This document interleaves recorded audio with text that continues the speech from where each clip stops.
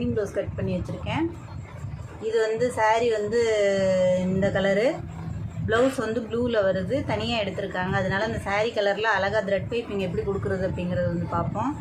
இது வந்து காட்டன் சாரீ, அதுக்கு நீட்டாக எப்படி பைப்பிங் வைக்கிறது அப்படிங்கிறத வந்து பார்க்கலாம். நான் நார்மல் பைப்பிங் நிறைய போட்டிருக்கேன். இப்போ இது வந்து த்ரெட்டு வச்சு கைக்கும் கழுத்துக்கும் எப்படி நீட்டாக அடிக்கிறது அப்படிங்கிறத வந்து பார்க்கலாம். இப்போ நம்ம முதல்ல வந்து பைப்பிங் அடிக்கிறதுக்கான கிளாத் வந்து எடுத்து வச்சுருக்கேன். அது தேவையான கிளாத் வந்து கட் பண்ணிக்கிடுவோம். முதல்ல ஸ்லீவுக்கு எடுத்துக்கிறோங்க, ஜாயிண்ட் இல்லாமல்.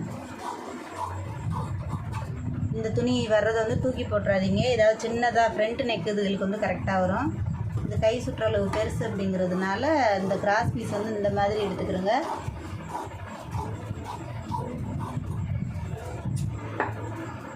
இப்போ இந்த 2 கைக்கு தேவையானது மாத்திரம் கட் பண்ணிக்கிடுவோம்.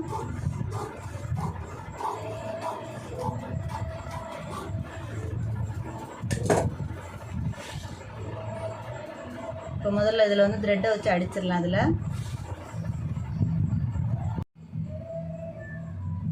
இப்போ முதல்ல வந்து த்ரெட்டை வச்சு அடிச்சிடலாம். கரெக்டாக அந்த மாதிரி உள்ளே வச்சுக்கிறோங்க. உள்ளே வச்சுட்டு லைட்டாக ஃபஸ்ட்டு வந்து ஜாயின் பண்ணிக்கிறோங்க. அதில் வந்து கொஞ்சம் ஊசியை இறக்கி, அப்போ தான் வந்து பிசுறு உங்களுக்கு வந்து நூல் வந்து வெளியில் வராமல் இருக்கும். ஊசி அந்த பக்கம் இறக்கிட்டு 2 கிளாத்தையும் ஒரே மாதிரி வச்சுக்கிறோங்க. கரெக்டாக ஒட்டில் போட்டுருங்க தையல் வந்து. அப்போ தான் வந்து பைப்பிங் வந்து திருகாமல் உங்களுக்கு நீட்டாக வரும். சென்டரில் வந்து கிளாத் வர்ற மாதிரி பார்த்துக்கிறோங்க. 2 கிளாத்தும் வந்து ஈவனாக வர்ற மாதிரி. இப்போ இந்த மாதிரி இந்த அளவுக்கு வந்து உருட்டி கொடுக்குற மாதிரி அடிச்சுக்கிறோங்க.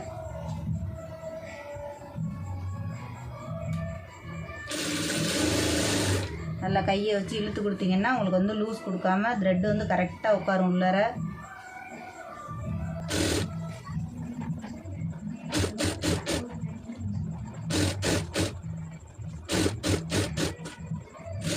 இதுக்கு வந்து நீங்கள் மிதி வந்து அதாவது ஒன் சைடு மிதி மாற்றி தான் ஆகணும். அப்போ தான் உங்களுக்கு வந்து பைப்பிங் அடிக்கிறது கரெக்டாக வரும். இப்போ எக்ஸ்ட்ரா இருக்கிறத வந்து கட் பண்ணி விட்ருங்க.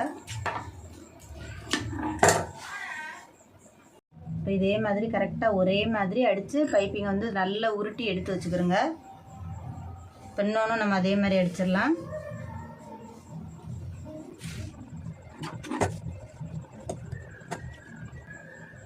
அளவு மாத்திரம் கரெக்டாக சென்டரில் வச்சுக்கிறோங்க.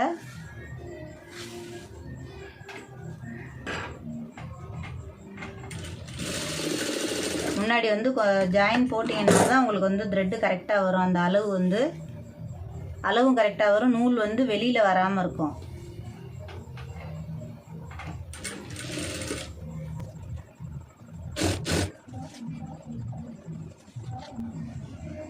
உங்களுக்கு கிராஸ் பீஸ் போட்டிங்கன்னா தான் நீட்டாக வரும் பைப்பிங் வந்து.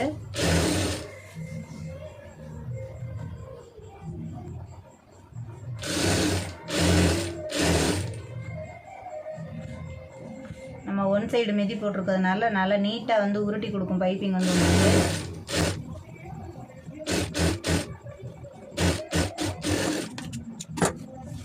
இப்போ நமக்கு வந்து 2 பைப்பிங் வந்து ரெடி ஆயிடுச்சு. இப்போ நம்ம ஸ்லீவில் வந்து அடிச்சிடலாம். இப்போ இதுக்கு வந்து கைக்கு வந்து ஜாயின் போட்டுடலாம். இதை நான் வந்து கட்டிங் வீடியோ போட்டிருக்கேன், பார்க்குறவங்களுக்கு வந்து புரியும். இதில் வந்து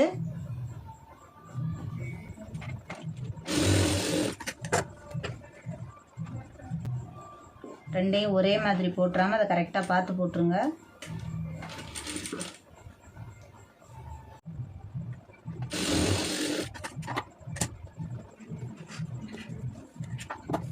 இப்போ நம்ம வச்சுருக்க பைப்பிங் வந்து அளவு எவ்வளோ வந்து மார்க் பண்ணியிருக்கோமோ அந்த அளவுக்கு அதை அப்படியே வச்சு தைச்சிடலாம். அந்த அளவுக்கு வந்து மார்க் பண்ணது 1/2 இன்ச்சு.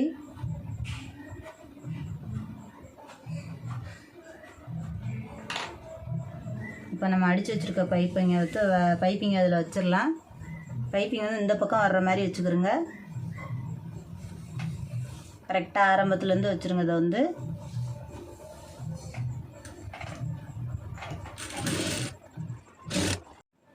அப்படியே கரெக்டாக அளவு வந்து கொஞ்சம் கூட விலகிராமல் அந்த த்ரெட்டு ஓரத்துலேயே போட்டுவிட்டாங்க. அப்போ தான் வந்து பைப்பிங் வந்து நீட்டாக வரும்.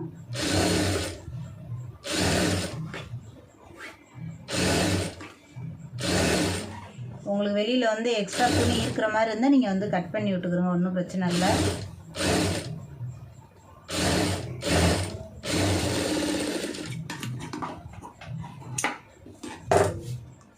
இப்போ நம்ம மெயின் பீஸ் அது மேலே போட்டு அடிச்சிடலாம். அப்போ அந்த பிசுறு ஃபுல்லாக உள்ளே போயிடும்.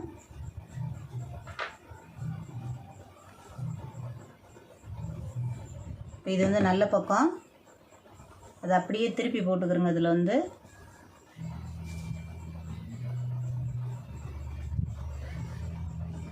கரெக்டாக ஒட்டில் அடிச்சிருங்க.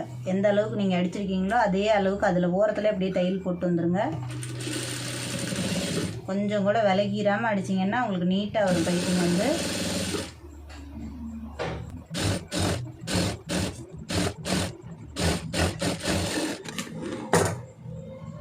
இப்போ பார்த்தீங்கன்னா இந்த பிசுறு ஃபுல்லாக உள்ளே போயிடும்.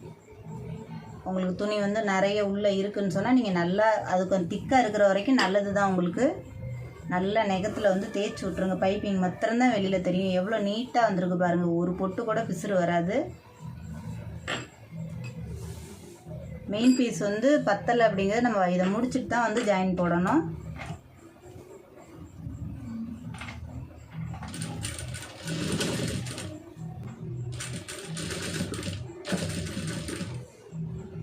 கரெக்டாக அப்படியே ஒட்டில் தையல் போட்டுருங்க, துணி விலகிடாமல்.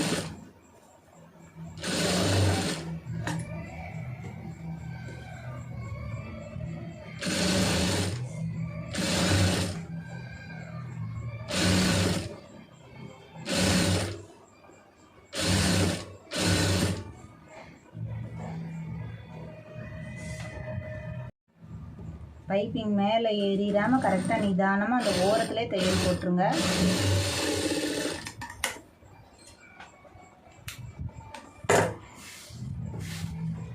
இப்போ இந்த பக்கமும் உங்களுக்கு வந்து பிசுறு இல்லை, இந்த பக்கமும் உங்களுக்கு பிசுறு இல்லை. எவ்வளோ நீட்டாக பைப்பிங் வந்திருக்குன்னு பாருங்கள். நம்ம த்ரெட்டு வச்சு வைக்கிறதுனால நீங்கள் இதை வச்சிங்கன்னா கண்டிப்பாக நீங்கள் வந்து சேர்த்து வந்து சார்ஜ் பண்ணிக்கலாம். இந்த மாதிரி த்ரெட்டு வச்சு அடிச்சுட்டு இது பண்ணிங்கன்னா நான் உங்களுக்கு சுற்றி அடித்து காமிக்கிறேன். இதை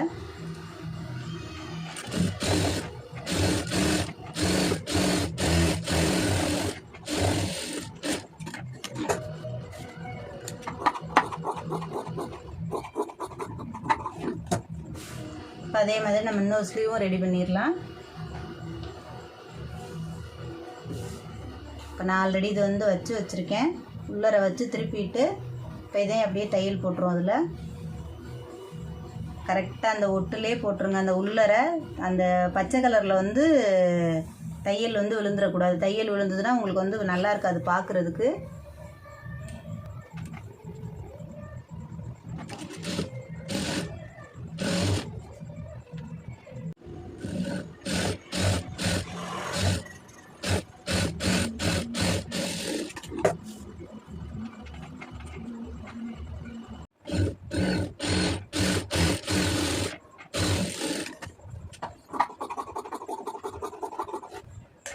எப்போவுமே ஆம்கோல் ஜாயிண்ட் வந்து உள்ளே போட்டுருங்க.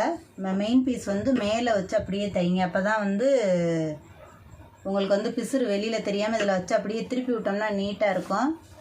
ஒரு லைனிங் பீஸை மாத்திரம் வந்து உள்ளே போட்டுருங்க. இப்போ நான் 2 ஸ்லீவ் மாத்திரம் எவ்வளோ நீட்டாக பைப்பிங் வச்சுருக்கோங்க உங்களுக்கு வந்து கழுத்து வந்து நான் வந்து காமிக்கிறேன். இப்போ த்ரெட்டு வச்சு ஈஸியாக வந்து ஸ்லீவுக்கு பைப்பிங் எப்படி வைக்கிறது அப்படிங்கிறது வந்து பார்த்துருக்கோம். நான் நெக்ஸ்ட்டு வீடியோ வந்து கழுத்துக்கு எவ்வளோ நீட்டாக அடித்து திருப்புறது அப்படிங்கிறத வந்து நான் காமிக்கிறேன். ஃபுல் வீடியோ வந்து போட்டோம்னா ரொம்ப லென்த்தாக தெரிகிற மாதிரி இருக்கும். பொறுமையாக இது வந்து தைக்கணும். நீங்களும் தொடர்ந்து இதே மாதிரி ட்ரை பண்ணி பாருங்கள். ஸ்லீவ் தனியாக நான் ஃப்ரண்ட்டு பேக்குக்கு வந்து நெக்ஸ்ட் வீடியோ வந்து கண்டிப்பாக போடுறேன். இது வந்து நான் கட்டிங் வீடியோவும் போட்டிருக்கேன். உங்களுக்கு கட்டிங் வீடியோ ஸ்டிச்சிங் தொடர்ந்து பார்த்தீங்கன்னா தான் போடுற வீடியோ வந்து புரியும்.